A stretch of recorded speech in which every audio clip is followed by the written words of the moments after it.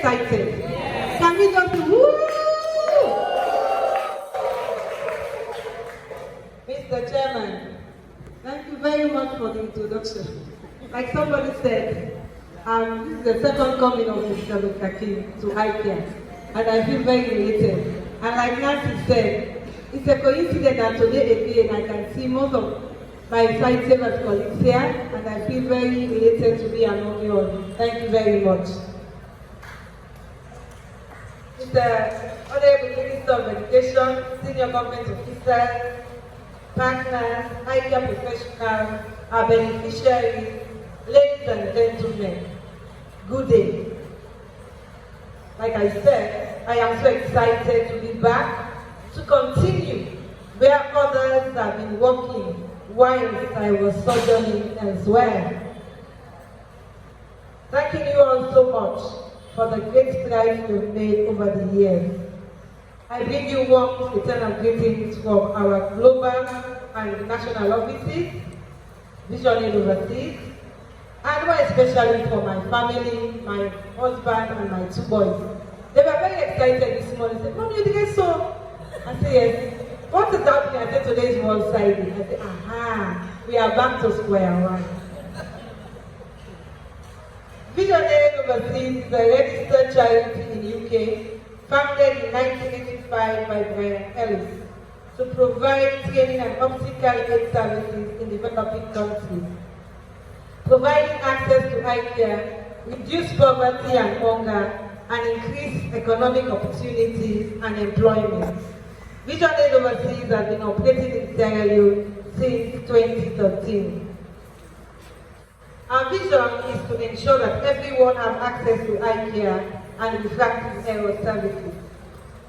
Vision Aid Overseas, in its own small way, has contributed to improved coverage, accessibility and quality of service where they exist, and support the development of services where they do not exist.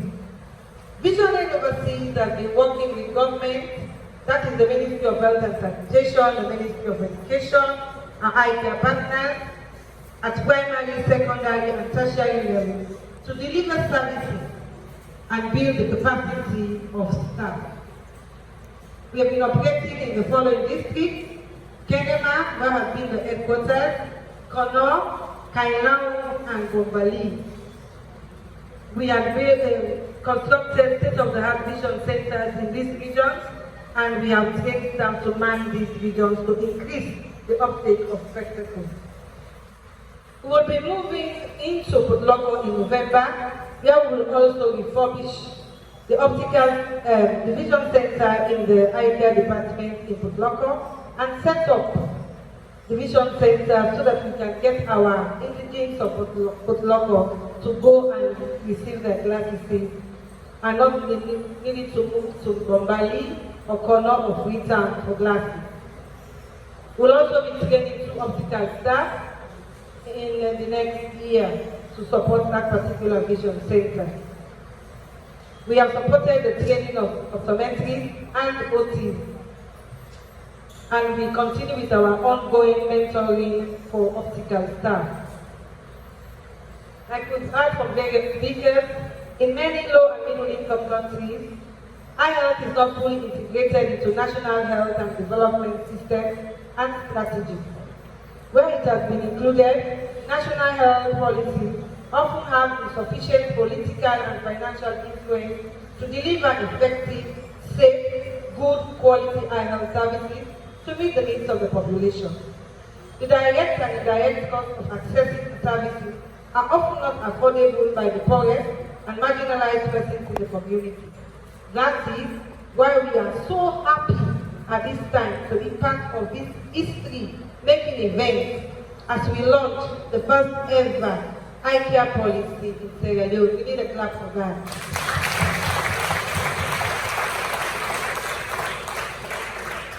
We are grateful to all who participated in and/or donated towards the cause of this great work.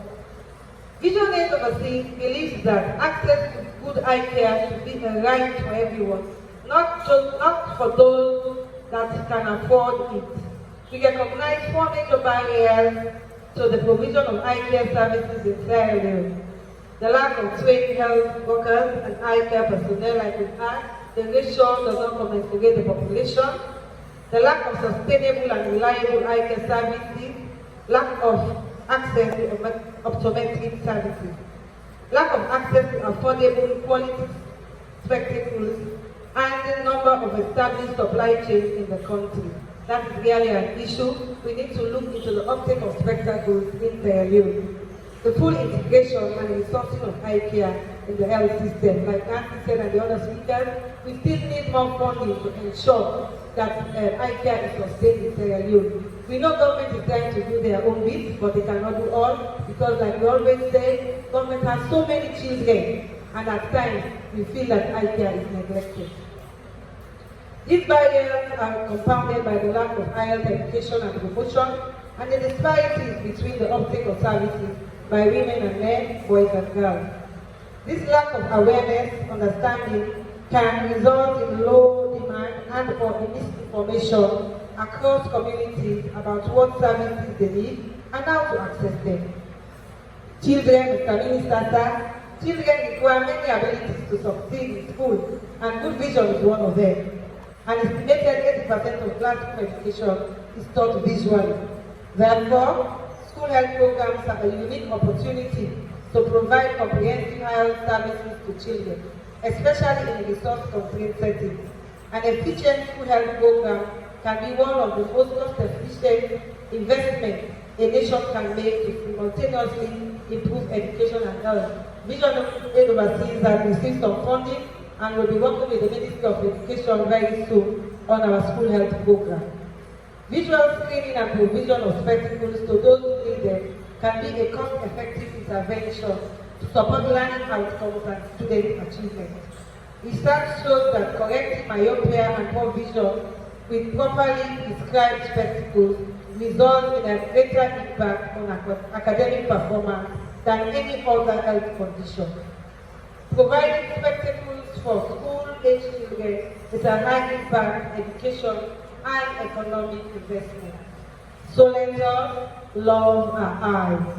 Like the other speaker said, and that's Dr. added, we should plan well for our eyes. We plan for other things, but we don't plan for our eyes. We even forget that it's our eyes that keeps us alive. Because when you wake up in the morning, if you cannot open your eyes, then you are what? You are dead. But if you wake up in the morning and you can open your eyes and see the bright sunlight, we say amen. So let us continue to plan for our eyes. Therefore, Vision Aid, in collaboration with other eye care partners and donors, are committed to seeing the policy being launched today be implemented together with the National Eye Health Program, taking the lead, but we don't want to see it on the shelf. We will continue to collaborate with MOHS, that is NHP and other partners, to strengthen eye care services in the country through health workforce capacity enhancement training, education and the development of available and accessible infrastructure for the supply of affordable eye health services to the public, especially the needy. Vision Aid strategy is to invest in improving well-being of people living in poverty through innovative interventions that aims to deliver quality, equitable and cost-effective, effective health services to children, boys and girls, and adults, women and men, by using patient-centered and participatory approaches. Our main focus, like I always say, is mainly on refractive error. But when you look at the eye care sector, we need to close the continuum of care. That is when our eye care professionals would have looked at our clients or patients. They will now send them to the vision centers if they have on refractive error. So we need to work together. The focus of the wider viewing intervention in Sierra Leone is based on 4 areas: infrastructural development, human resources enhancement and coordination for higher, awareness raising, advocacy and social inclusion, integrating primary eye care and school health into primary health care and school health care respectively, making health a priority at all health care levels. And most of all, we need to strengthen partnerships. If there are no partnerships, then we'll fail. Because like all of the speakers said, if we don't do it together, then we cannot make it. But with our hands are together, then we are sure to achieve what we plan to achieve in Ireland. And we believe that working together is also being in a joint advocacy network. We have our advocacy issues. We'll now join our other partners and the NHP to advocate with our duty bearer, that is government, to ensure that we have the necessary consumables, the necessary medicines, the necessary things that will make eye care work. I was in Kailahun and could imagine a simple tube of tetracycline was not available in the maternity ward. And we know that is a must. So, Mr. Deputy CMO, sir, these are some of the things we want government to help us with, because that's how we start. So we ensure that the baby ties are clear from day one. Thank you very much. Congratulations to all of us as we celebrate this year's World Sight Day. But my fellow people, there is a lot to be done. The launching will take place what next? Thank you very much.